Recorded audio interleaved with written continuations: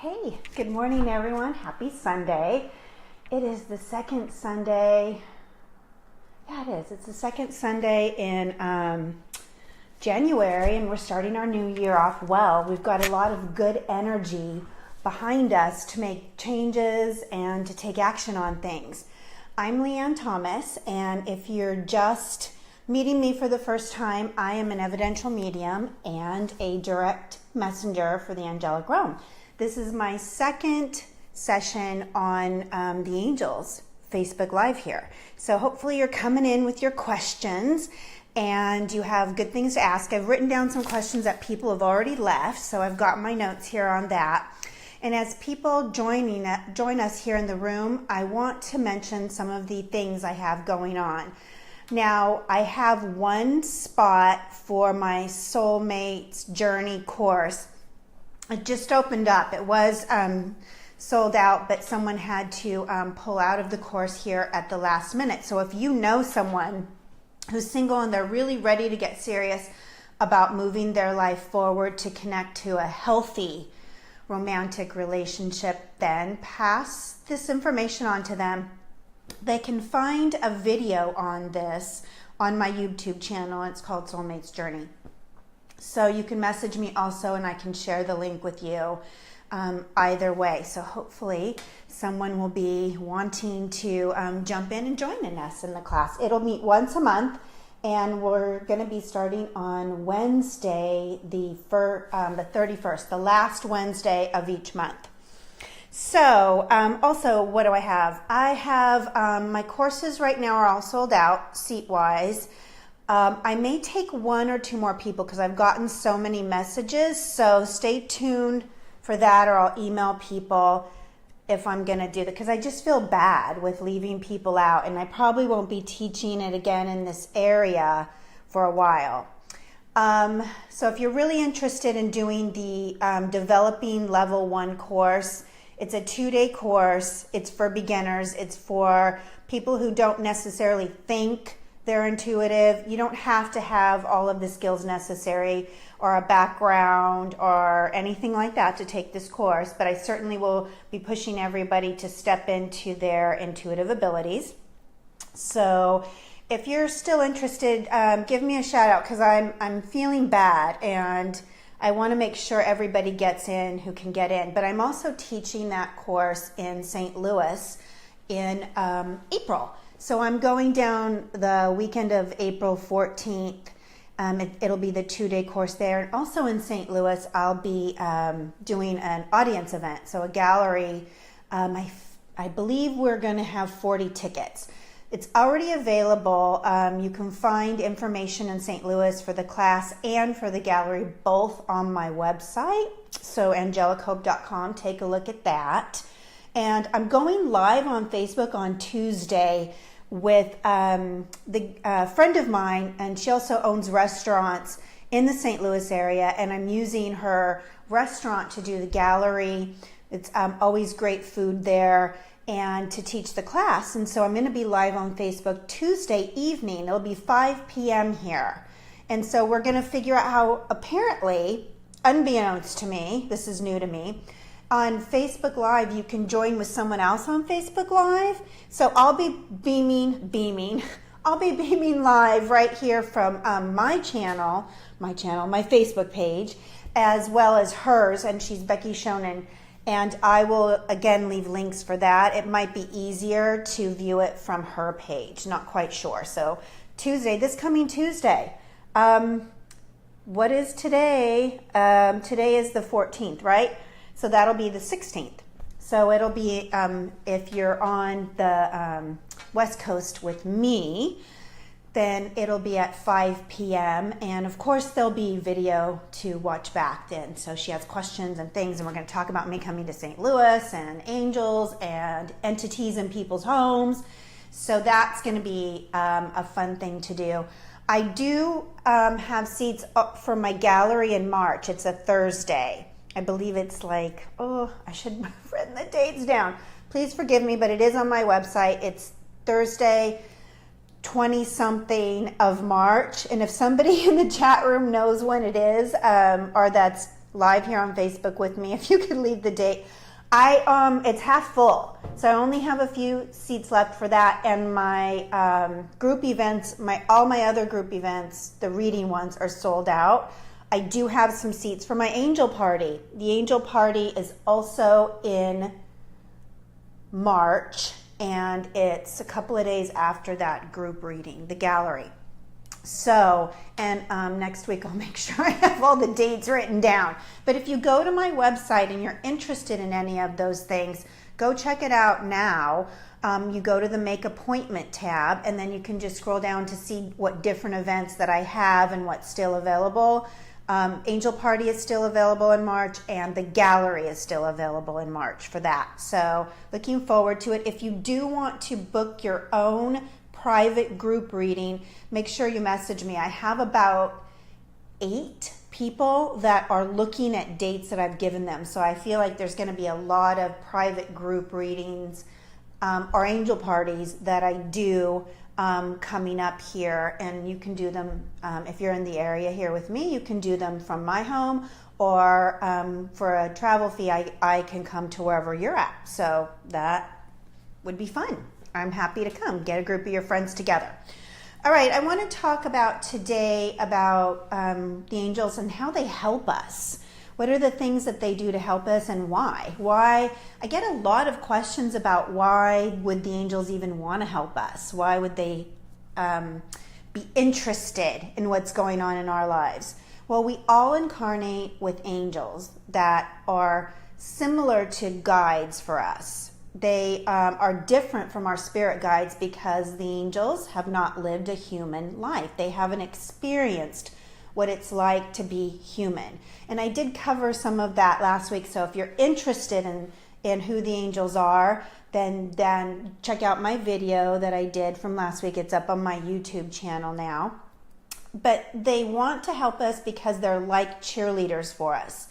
And even though they don't know what it's like to live a human experience, they very much desire to support our journey that we're on here. And their main role is to help us drop fear.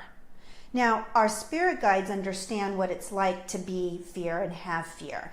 Fear of like not having enough money, or fear of not taking a risk or a chance and leaving one job and going to another, or leaving one unhealthy relationship and going it alone, or whatever the fear tends to be that we have inside of us. We tend to carry our fears in the areas of abundance, meaning enough of things, whether it's enough money, enough food, enough time.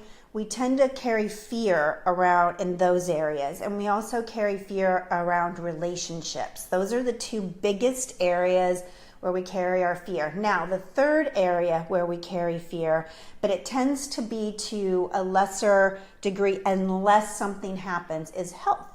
So we tend to have less fear around our health, but we still have it. So those are the 3 main areas where we carry fear, and the 3 main areas when we're experiencing that they want us to drop it, to let go of the fear, to take some chances, to take some risks. And for a lot of people, that can be very scary to make changes that require us to drop fear.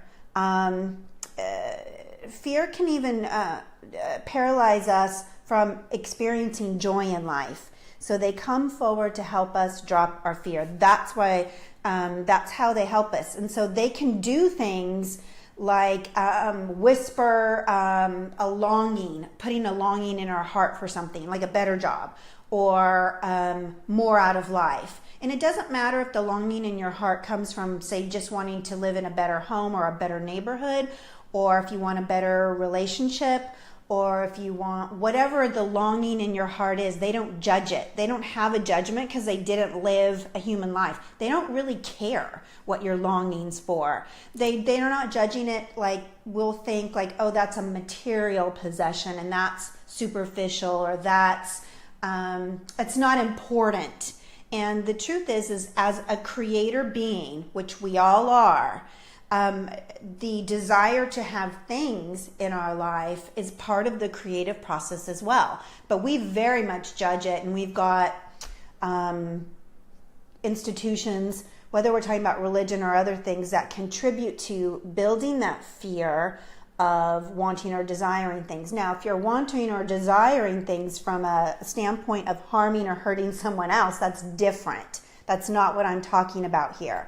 But if you've always wanted a certain kind of car, or you've always wanted a certain pair of shoes, a certain home to live in, or a neighborhood, or an area to live in, we're creator beings, and it's possible through the law of attraction to even bring those things into our life, and it doesn't need to be judged.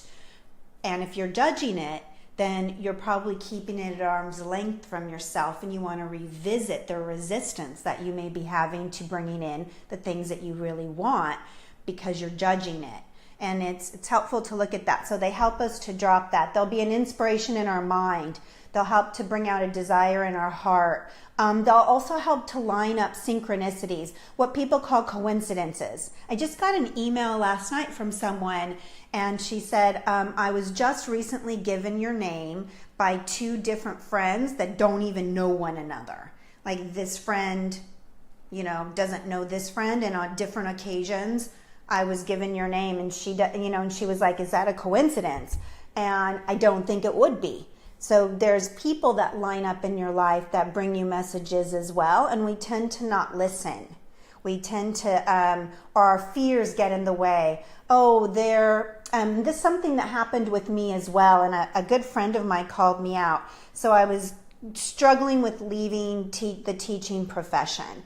And even though I had gone down 50% with my workload in teaching, I still had a lot of fear of just walking away and taking my chance or my leap of faith on going full time with my angelic and my mediumship work and my spiritual teaching. And she said to me, she's like, you teach about letting go of fear. You teach about taking chances and risks. And she's like, when you really have nothing to lose. So, and my fear had been built up in my mind. It had been, and that's where fear starts. But I had had experiences in my life with a lot of lack. And I felt like I needed to protect myself or stay safe, or it would be irresponsible for me to leave and to do this. And when she said that, it sparked something in me. So I know she was also working with the angelic realms. So the point of that is that the angelic realms will use people in your life to help inspire you or to motivate you or to push you on. And sometimes when we get those people in our lives that are like, are you sure you want to do that? That sounds crazy. Like, and times are tough. People never want to come to get a reading. Or if you switch jobs, you're the last hired, so you're the first fired. Or people will contribute to the fear in your mind. But that's also for you to check in when you're hearing that, is your own stamina. Is it triggering that fear in you, and do you need to look at it to push past it? I'm not saying that anyone should put themselves in harm's way, and I did create a plan for me to leave the teaching profession. I probably could have done it a lot sooner, but that was my timetable, and at least I did it. So they help you do it. Synchronicities, things that we think of as coincidences, people coming into our lives that they'll support an inspiration coming through a friend or a message that way. Dreams, they'll help you have some dreams. Besides just bringing the right people into your life, they'll bring in other kinds of information. Like you'll land on a website or a YouTube clip, or someone will mention a book, or you'll be somewhere and there'll be that just right book that contributes to you dropping a fear, taking a chance, or a leap of faith on something that you're wanting. Now, when we're fine-tuning our lives, they will support us big time in this way. So whenever we're wanting to change a habit for ourselves that we no longer feel we align with, so I'm not judging anything here, but perhaps someone is smoking or drinking a lot of soda or having a lot of sugar in their life, or maybe for them too much caffeine, and it's beginning to affect them physically or their health, the angels can very much step in to encourage us to move away from a habit that no longer serves us or is in alignment when it's not in alignment with where we want to go with our life. It's inhibiting our life in some way, or creating unhealthiness around us in some way. They can also step in to support the desire. They can't take away the physical, I want to say like the physical detox that can come with, say, quitting smoking or letting go of drinking soda or lessening the amount of caffeine, like giving up coffee or something like that. But they can support the process and help us get through it. And so how do we help them to help us? We can acknowledge that we need the help and support. We can call on them in a weak moment through our thoughts and our intention, or even the power of prayer here. We can use the power of prayer, which is also a thought, a wish, or a dream the heart makes. It's all the same energy with what someone may call prayer. And you can pray directly to God, and the right angels lend the support.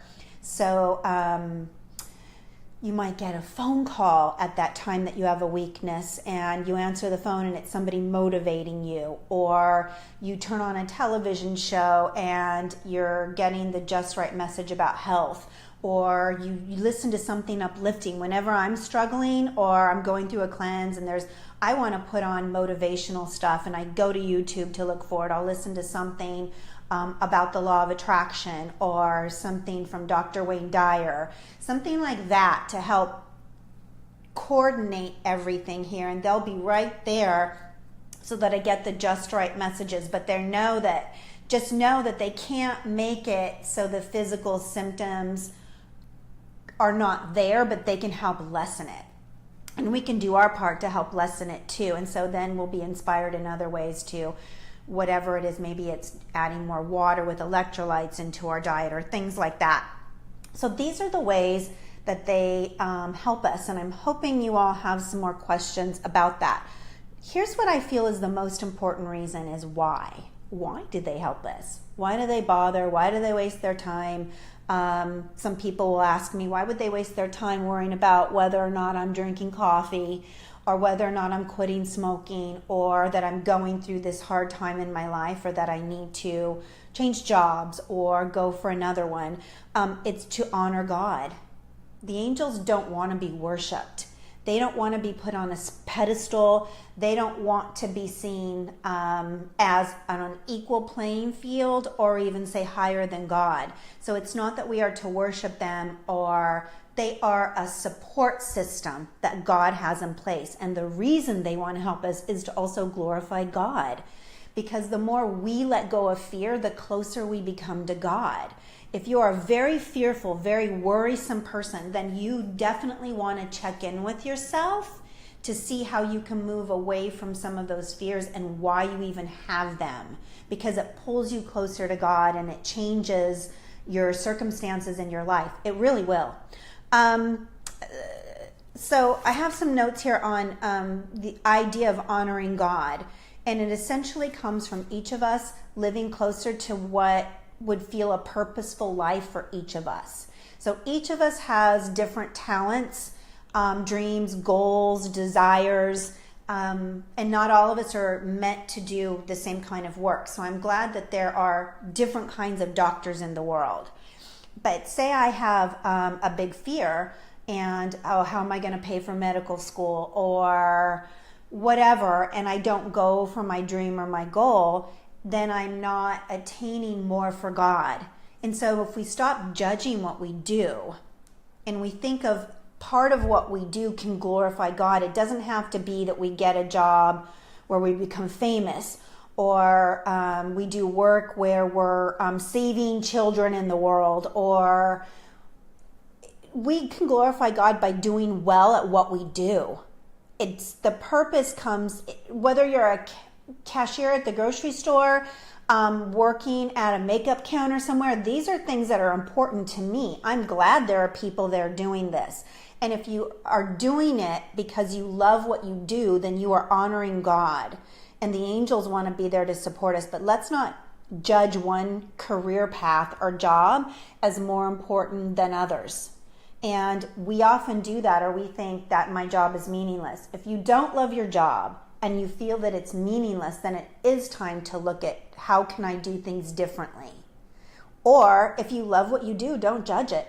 Maybe, they have those videos out about those men in Seattle that throw the fish. Like they're out there and they throw the fish and they look like they're having such a great time. They're excited. They love what they do. They're passionate about it. They're happy to help people get the right fish, I guess. And the joy of whatever it is, the work that you're involved in. There's this client that I have, and she's quite young. Well, I'm going to be 50 soon, so I always feel like, anybody in their 20s or 30s is young to me. And anyway, she's young, and she loves what she does in the field of where she's an attorney. And she's very passionate about it, and she's excited about the work that she does, and she's excited about the new opportunities when they come her way. And so you don't want to judge what it is that you love doing. If you love what you're doing, you're honoring God.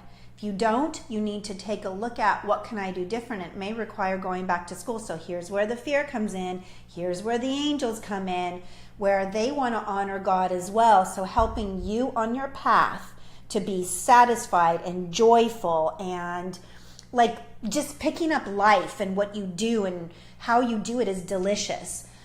So even if you love what you do, there may be aspects of it that you don't love, and that's okay. It doesn't mean that every situation that you're in with what you do with your day, whether you're a parent or your teacher, there'll be parts of your job or aspects of your day that you might not love completely, and that's okay. We're not talking about that. We're talking about dreading going into work, dealing with bullies at work, when there's the joy and the life is sucked out of you, then that is where the angels want to step in to help you take a chance or a risk. And it can be a calculated risk. You can plan around a change of a job or career by going back to school. I don't care if you're 50 something. There's no reason why you couldn't go back to school or take a class or learn to do something. There was a friend of mine that years ago, she was telling me that she couldn't leave the job that she was in, but she always had wanted to do nails. Like she always wanted to learn how to do nails, like acrylic nails and design and kind of artsy. She was always a little artsy, and she just loved stuff that had to do with nails, fingernails. And I kept encouraging her, like, well, why not go back? Well, I don't have time. I'm too tired at the end of the day, and my family needs me, and I've got kids, and there was always one excuse in front of another. But know that when you go after something that you want, then it will energize you. The angels never promise us that it's going to be easy. Like it's, like sleeping in, that's easy. They're not going to promise us that it's easy, but they will promise at the end of the road or down the line that your life will be in a more joyful way, which gives back to God. So why do they help us? To honor or for the glory of God. Okay, so I covered how the angels help us. I covered why they help us. So I want to answer some of your questions that I got. And so I'm hoping that some of you have questions, and if I've missed them, please post them again here. So someone asked, do we have the same angels lifetime after lifetime? And the answer is we absolutely can. That our main guardian angels would follow us through lifetime after lifetime, because there's a relationship that gets developed with them and the soul's journey, because our soul is on a journey over lifetimes. It's not a one lifetime shot, like get it right or goodbye. No, we have multiple lifetimes to travel through and to get ourselves, our soul's growth to a level of attainment with enlightenment. And obviously, I think all of us are working towards more of a level of enlightenment. So we definitely have the same ones. They understand our soul's path and our soul's journey, and they will be there. But we have many other angels that are around us that come and go, depending on life situations for us. And then, of course, we have the archangels who they come in and they help our lives in a very directed way. So if we're having health issues, then Archangel Raphael and a lot of times Haniel and Jophiel will step in to help with health-related kinds of issues. If you're wanting job change or school or education, Raziel is great to ask and get support from. R4 will step in for people who are working. It doesn't matter what kind of education you're getting. It can be anything from the gal that wanted to do nails and learning how to do that to somebody that's going to be a mathematician. They just step on in a very personal way, and they're in and out of our lives. So we have some that stay very consistent and constant, and then we have others that come and go. I had a great question about the souls of individuals that we consider reaching a level of attainment or enlightenment, such as Buddha and Christ. I also believe Mother Mary and even the Magdalene can be considered in a lot of ways that are enlightened soul, and those souls they were very human. They did come into experience flesh and blood and bone, and they did have a soul similar to ours, and they may have had more lifetimes or had come in with a little more enlightenment, but they had to experience or go through what they went through. And there's even some biblical verses that talk about Christ being tempted in the desert by Satan. Satan not meaning a fallen angel, just a being of darkness. So they did have souls that were just like ours. And let me see, I think I have a question here, which is exciting. Oh, no, they're just saying that they want to watch the rest later. Great. Okay, soul lessons, we do. They help us with our soul lessons, and they can see the progression of our lessons, or where in one lifetime the angels can help us pick up a lesson that we didn't quite work through to support us in this lifetime to get through a lesson that we're needing to get. Lessons can vary through self-love and self-acceptance, through a lesson on standing up for ourselves, or not in an aggressive way, but learning to honor or value our own boundaries. So we'll have lots of things about boundary issues being pushed on in our lives. There can be lessons with other souls that we need to work on about forgiveness and healing. Lessons that I am seeing a lot of people go through kind of in a cycle of our world at this time is about forgiveness and about duty, honor, and patience. And so we're having huge amounts of adults that are in their 50s, 60s, and even older having to take care of parents, or having to take care of children that haven't quite, and that children that are in their 30s that quite haven't gotten out there. So lessons, and in order to take a look at the lessons in your life, you want to look at what keeps repeating for you. For some people, it's about taking care of themselves and honoring their health. So they have one injury after another. And it's about honoring the physical world for yourself, your body, your surroundings, your home, that kind of thing. So it's taking a look at that. And so I have been seeing with people that have some health issues, not everyone, of course, that has a health issue has this lesson, but sometimes people accumulate a lot of items, almost like a hoarding thing. It doesn't have to be to the hoarding extent, but they'll accumulate a lot of items, or they'll call themselves a collector in some way, but their home is very cluttered energetically, and they'll keep having some health issues because they can't let go. So it's not so much the items that they're keeping and what items are kept. That can be a clue into things, but it's also in a sense of not being able to let go, and you're holding on to things in your surroundings, which impacts the physical body, because what is happening on the outside is happening on the inside. And that's something for sure we don't want to teach our children.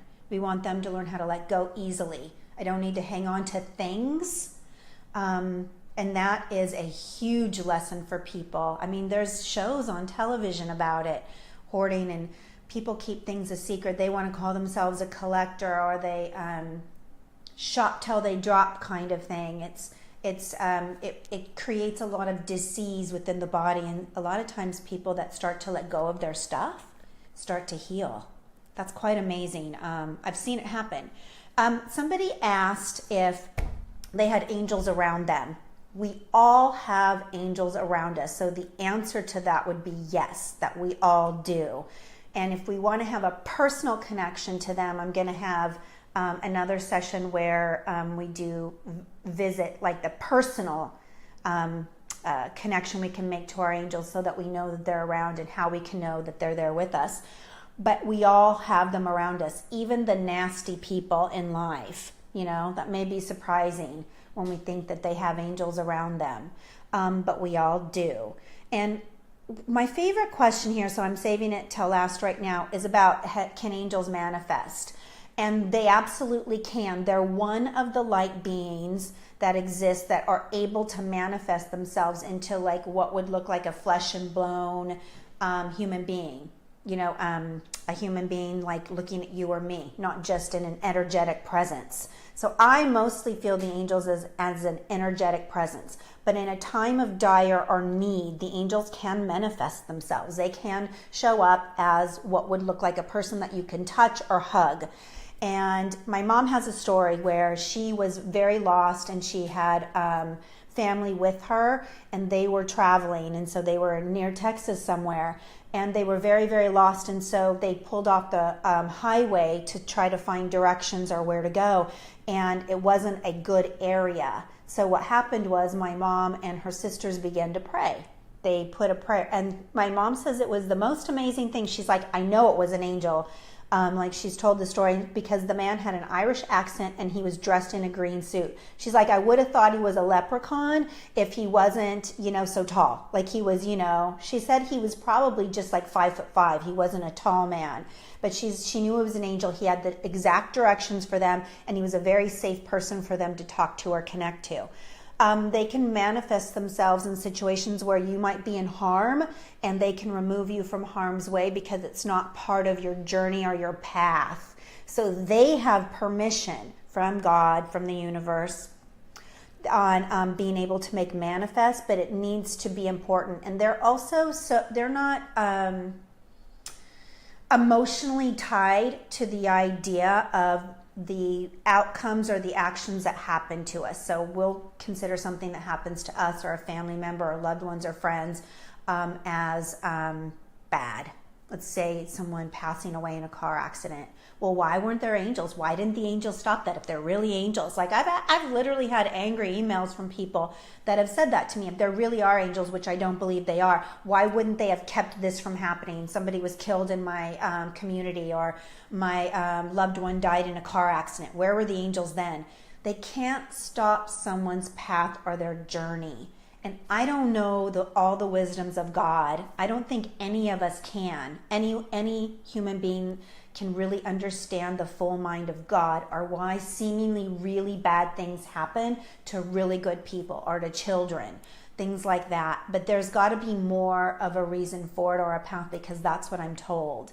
And when I really look at lifetime over lifetime that we have, an experience that might seem horrific to me and I would never want to go through might be exactly what that soul needs. And so that's why sometimes they don't intervene or they don't show up, is because it would interfere with the greater purpose of that soul and what they needed to experience, and perhaps even the souls of the people that loved and care about them. So hopefully that makes sense. I want to check to see if I have any questions. Okay. I feel like I was abandoned by my angels and guides during a traumatic time in my life. Okay, let me see. And I've been disconnected ever since. Would they have left me to teach me a lesson? Absolutely not. They'd be there more for you. And so, Gina, that they absolutely do not step away, but they also, you need to learn whatever you need to learn. So it's not that they're not there or supporting. You may be even blocking how to work through it or how to manage through something. They're not going to stop the process and even the progress of your soul because something's extremely traumatic or difficult. Like let's say the loss of a child for someone, or say rape, or other things that are horrific, like that, or seem very horrific. Being attacked. I was held up at gunpoint one time when I was working for a store in the mall when I was in my 20s. And that was a horrific situation. So I could say, where was I when that gun was pointed to my head, when I was, working here? Where were my angels? Why weren't they protecting me? I ended up okay. I do still have memories or some flashbacks from it, but I don't feel it holds me back in my life. So what you want to do is take a look at, what can I do to grow from this experience? What can I do to, sometimes for me, helping other people through a difficult experience similar to mine helps me even learn a greater depth of mind and an appreciation for what I went through. Not that I ever liked that happened, but a greater understanding or appreciation. See, how we react to things or how we handle things is up to us. You can have two very similar situations. Let's just take Christopher Reeve. I used him in I had a fabulous group reading that I did yesterday for a wonderful group of teachers, which was so awesome. So if you work at a school site and you are a teacher and I can come to you all and your school site and do a group reading. It was a fantastic experience at that school site yesterday. But the example came up even from the angels of saying like that Christopher Reeve, he went from being Superman to not being able to walk, not even really being able to feed himself. And he used that to inspire people, to educate people, to help people grow. So I would say that Christopher Reeve went through a horrible, traumatic situation. It robbed him of his life. It robbed him of his ability to move and even care for himself. Like, what an act of surrender. Like, he couldn't even, take himself to the bathroom. That's traumatic. But he moved through it with such grace and dignity. He decided to step up to it and take the lemons that he was given and make lemonade from them. And of course, the angels were right there. They weren't going to stop this journey for him, but they certainly were there for him when he was going through it, and as he stepped through it, and as he learned and he grew and he helped other people. But you could have the same person who goes through that kind of situation and they can become a victim to it and sad and bitter about life and bitter about the world.